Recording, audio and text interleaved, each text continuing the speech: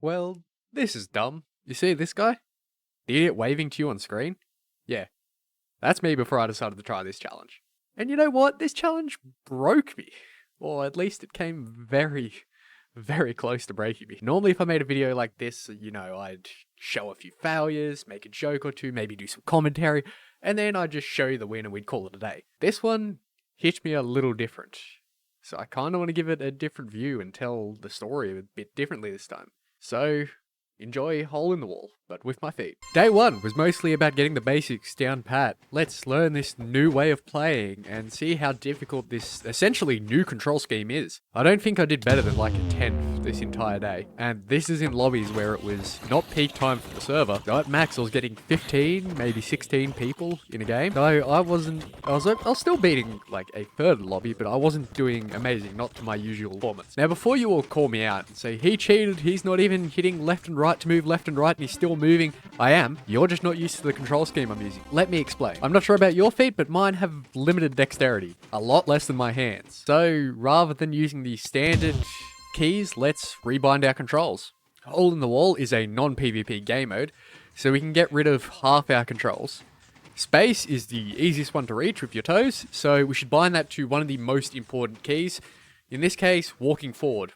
I'm going to be using that the most in this game, since jumping is going to be a bit more difficult, and it's a lot easier to get through gaps that are sort of on ground level than it is to jump over the top and get through higher gaps. The mouse will still look around, but we don't really need to punch or throw any snowballs, so we'll rebind the mouse buttons to strafe left and strafe right. It's a lot easier to configure the movement in this sort of way, just because my feet will line up with the buttons, like your fingers can line up with W, A, S, and D. Now, I've also got this giant enter key, so let's make that our jump key, just because I think it'd be funny, especially if I get to move my foot across and like slam it on this giant enter key. I just think it'd be a good joke, and it didn't actually provide any benefit. In fact, it got in the way more often than not, but it was worth it, and that's basically it. Woo! I've actually turned my DPI way up, and I can't see a damn thing.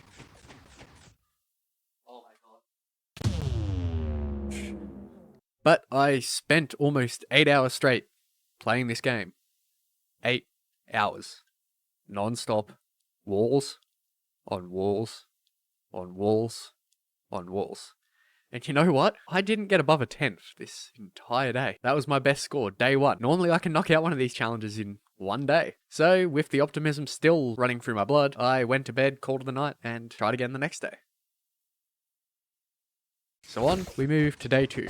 Day 1 didn't go as planned, but surely I can knock this out on day 2, right?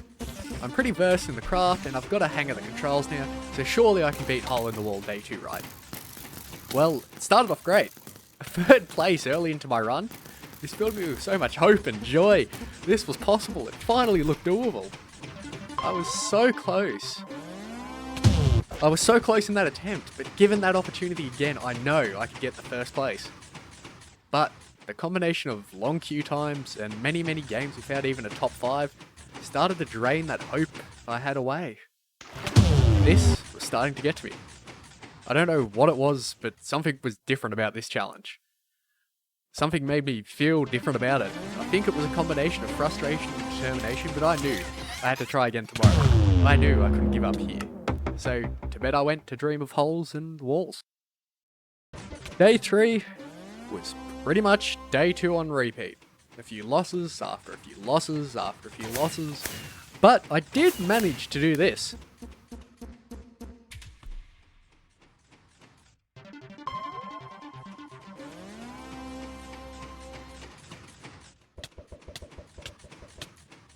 You absolute party pooper.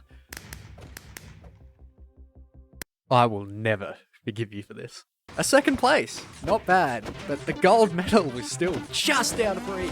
The smell of victory briefly lingering in the air in front of me. I could smell it. And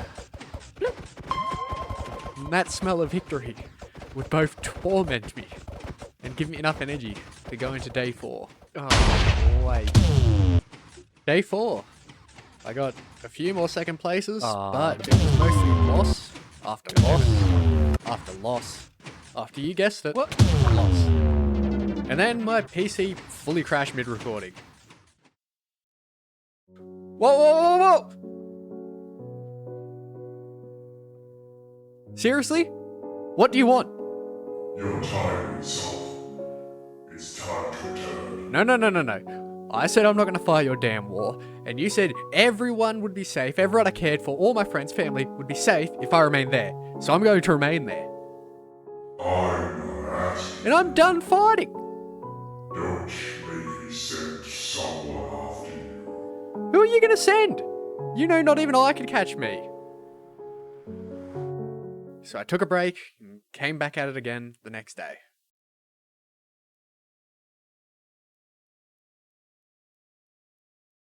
Day 5. Loss. I was broken. I was done. I was washed up. I lost all my Minecraft skills. After the crash, I lost some of my footage. My audio was corrupted and I was ready to give up. I was broken. And then something clicked. Smith, come take a look at this. We've finally broken experiment 242. Excellent. Try the music. See how it reacts. Right away. Experiment 242, we've got a treat for you.